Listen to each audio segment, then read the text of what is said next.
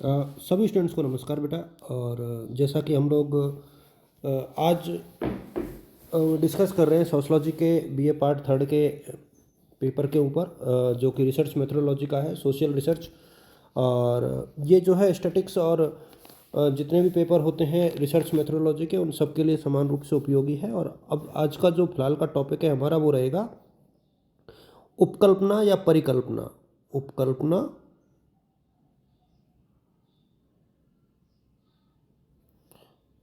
ये थोड़ी सी दिक्कत कभी कभी आती है। उपकल्पना या परिकल्पना, यानी हाइपोथेसिस इसको बोलते हैं, सिंपल भाषा में बोले तो हम लोग हाइपोथेसिस। और हाइपोथेसिस होती क्या है, मैं थोड़ा सा इसके बारे में बता दूं। और डेफिनेशन तो हालांकि आप लोग जो है अपनी बुक्स में से देख लोगे। अंग्रेजी में जो ये हाइपोथेसिस है दो शब्दों से मिलकर के बना है।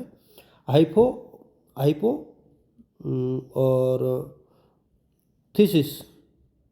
ठीक है, तो एग्जाम में भी आप लोग इसको इसी प्रकार से लिखें, जहाँ पर हाइपो का मतलब होता है एक कल्पना या इमेजिन करना। और जो ये या टेंटेटिव जिसको बोल सकते हैं, टेंटेटिव। और जो थीसिस है इसका मतलब जो होता है, एक इसका मतलब होता है थीसिस का स्टेटमेंट, यानी एक प्रकार से प्रस्तावना, स्टेटमेंट। तो काल्पनिक जो स्टेटमेंट होता है वो एक प्रकार से परिकल्पना होती है।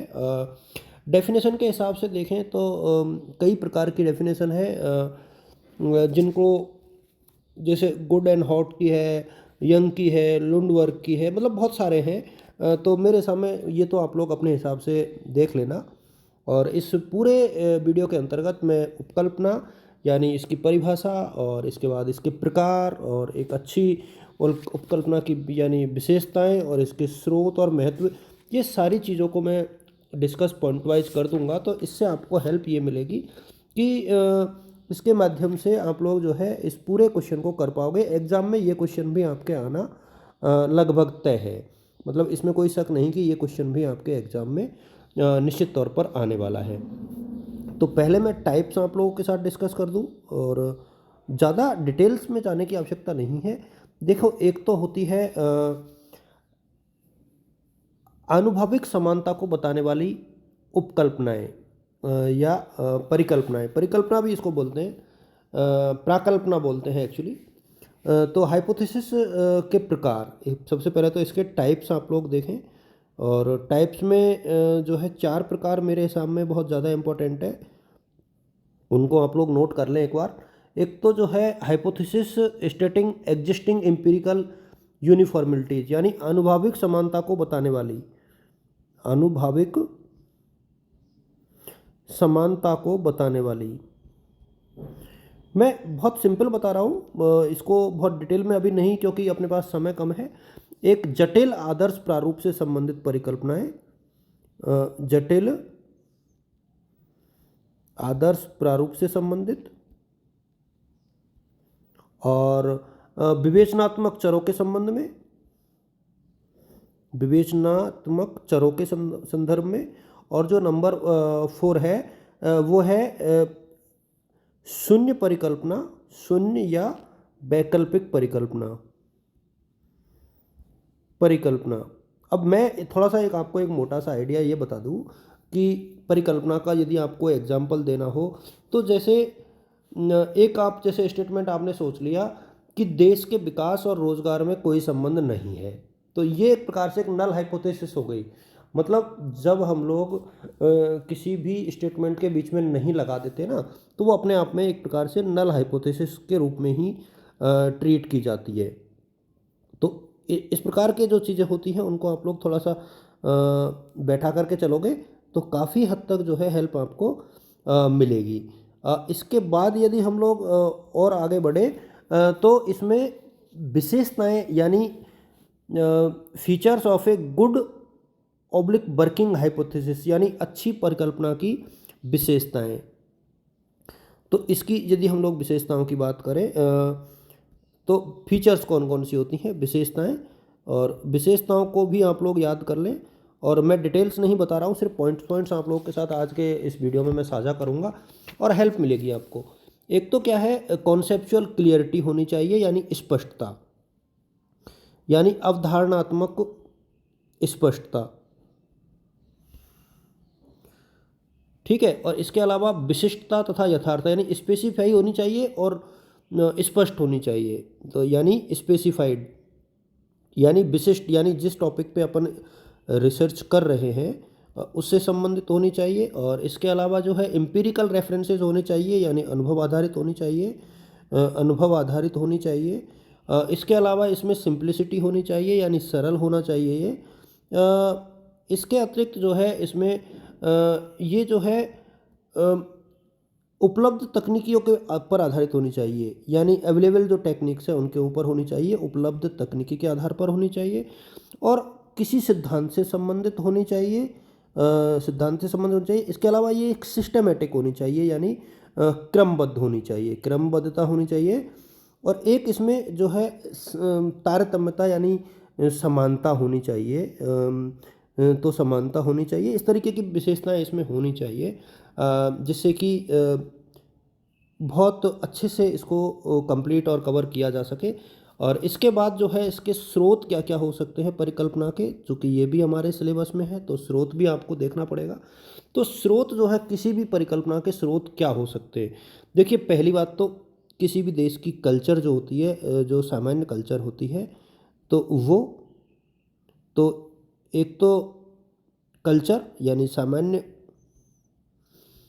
संस्कृति ये होती है स्रोत में।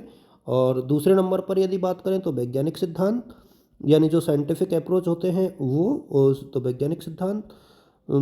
और इसके अतिरिक्त जो है यदि आप और आगे बढ़ोगे इसमें तो एनोलॉजीज, यानी उपमाएं और समरूपताएं कुछ चीज़ होती है, उपमाएं होती हैं। देखिए, पॉइंट्स आप लोग ज़रूर नोट करें। और व्यक्तिगत अनुभव भी इसमें मायने रखते हैं, व्यक्तिगत अनुभव। इसके अलावा सिद्धांत, सिद्धांत बहुत हेल्पफुल होते हैं इसमें। मेथड्स जिनको बोलते हैं एक प्रकार से डिफरेंट प्रकार के, तो इस प्रकार की चीज़ें जो है इसके स्रोत होती हैं और ये काफ़ी मायने जो है रखती है। अच्छा, इनका महत्व क्या होता है, क्योंकि जब हम लोग डिस्कस कर ही रहे हैं तो महत्व को भी थोड़ा सा देख लेना चाहिए जिससे कि आपको हेल्प ज़रूर मिलेगी। देखिए, मैंने पहले ही कहा है कि ये जो यूनिट है अपने आप में बहुत मायने रखती है। और एक्स रिकॉर्डर से मैंने अब इसलिए बनाया था कि शायद बच्चों के पास जो है डाटा ख़त्म होने लग गया होगा, तो इसलिए मुझे लगा कि एक्स रिकॉर्डर से जो है शायद आपको हेल्प मिलेगी। इम्पोर्टेंस ऑफ द हाइपोथेसिस की बात हम लोग करें, इम्पोर्टेंस, तो देखिए इम्पोर्टेंस यानी महत्व क्या होता है। एक तो क्या है, अध्ययन क्षेत्र को सीमित करता है, मतलब सीमित मतलब उसको फिक्स कर देता है कि भाई हमें जिस अध्ययन क्षेत्र का अध्ययन करना है ना, क्योंकि एरिया बहुत बड़ा होता है, तो अध्ययन क्षेत्र को सीमित करना, क्षेत्र को सीमित करना। तो ये परिकल्पना से रिलेटेड चीज़ें इसमें मैं आप लोगों के साथ साझा कर रहा हूँ। इसके बाद जो है अगला टॉपिक हम लोग पढ़ेंगे, अध्ययन को एक प्रकार से डायरेक्शन प्रोवाइड करना, provide suitable direction to the study, अध्ययन को दिशा प्रदान करना।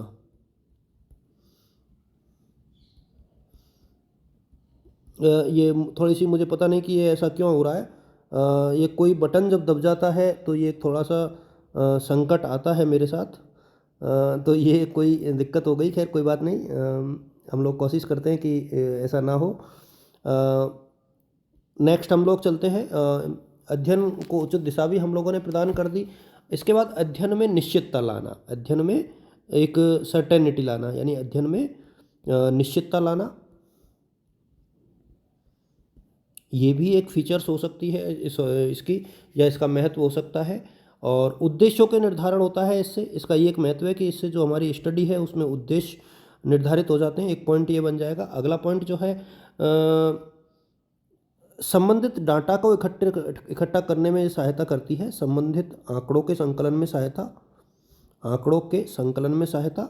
और यदि हम लोग आखिरी पॉइंट की इसमें बात करें, देखिए एक तो निष्कर्ष निकालने में हेल्पफुल है, तो कंक्लूजन में हेल्पफुल करती है निष्कर्ष निकालने में।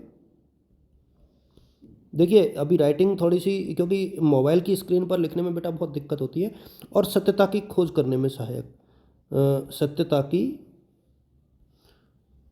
खोज में सहायक। तो ये मैं सभी को बताना चाहूँगा बेटा कि मोबाइल पर ही मैं सारी काम करता हूँ, तो थोड़ी सी दिक्कत आती है कई बार राइटिंग में, और आप लोग इसको कंसिडर करते हुए सिर्फ अपने पॉइंट्स को ही देखोगे और आपको यूज़फुल चीज़ें निश्चित तौर पर मिलेंगी। और ये वीडियो मेरे हिसाब में बहुत बड़ा नहीं है, सिर्फ 10 मिनट का वीडियो है, और ये क्वेश्चन एग्जाम के हिसाब से 20 नंबर के लिए महत्वपूर्ण है। Thank you so much.